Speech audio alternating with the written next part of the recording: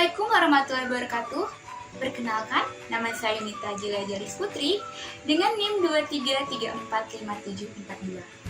Pada video kali ini, saya akan menyampaikan mengenai materi perancangan dan perkembangan kurikulum, khususnya topik 5, ruang kolaborasi.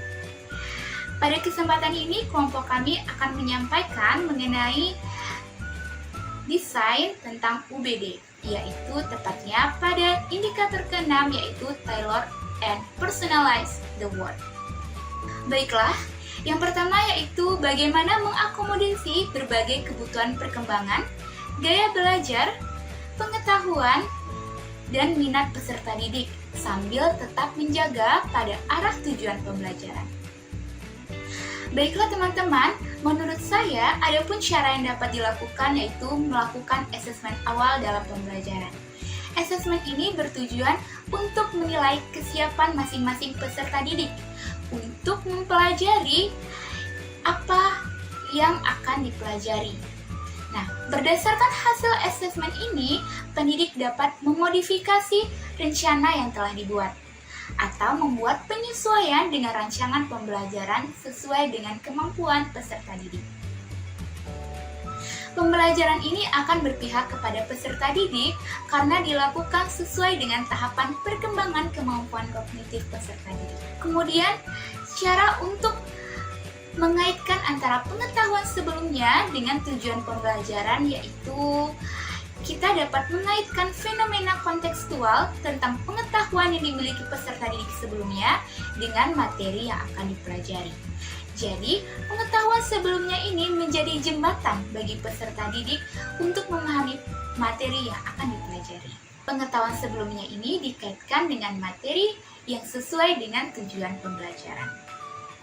Kemudian, cara mengakomodasi kegiatan pembelajaran sesuai dengan gaya belajar dan juga minat peserta didik, yaitu dengan melakukan asesmen diagnostik non-kognitif.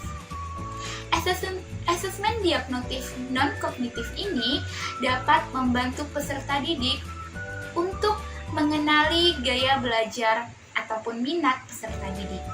Jadi, guru dapat menentukan model, strategi, dan metode yang sesuai.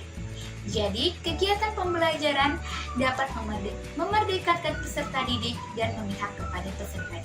Kemudian yang kedua yaitu cara menyesuaikan rencana pembelajaran apabila ada perubahan kondisi untuk memaksimalkan keterlibatan dan efektivitas pembelajaran. Setiap kelas tentu memiliki kemampuan yang berbeda. Guru harus menyesuaikan kegiatan pembelajaran dengan kebutuhan belajar peserta didik pada setiap kelas. Tentunya, kecepatan belajar setiap kelas bervariasi. Oleh sebab itu, apabila ternyata ada tahapan perkembangan kemampuan kognitif peserta didik yang masih banyak di bawah rata-rata, maka guru harus menyesuaikan pembelajaran dengan perkembangan kognitif peserta didik. Pembelajaran harus dilakukan dengan memberikan konsep awal kepada peserta didik. Guru melakukan pembelajaran dengan memperhatikan peserta didik secara intensif, karena peserta didik yang memiliki kemampuan kognitif rendah harus dibimbing secara ekstra. Guru juga harus menyesuaikan materi sesuai dengan kebutuhan dan kecepatan belajar peserta didik, sehingga peserta didik tidak akan merasa terbebani. Sebaliknya, apabila guru mengajar pada kelas dengan kemampuan kognitif tinggi, maka guru harus menyesuaikan dengan kecepatan belajar peserta didik. Kecepatan belajar peserta didik ini harus disesuaikan lebih cepat dibandingkan dengan kelas dengan kemampuan kognitif yang rendah. Jadi, peserta didik dengan kemampuan kognitif tinggi tidak merasa bosan karena mempelajari materi yang berulang-ulang.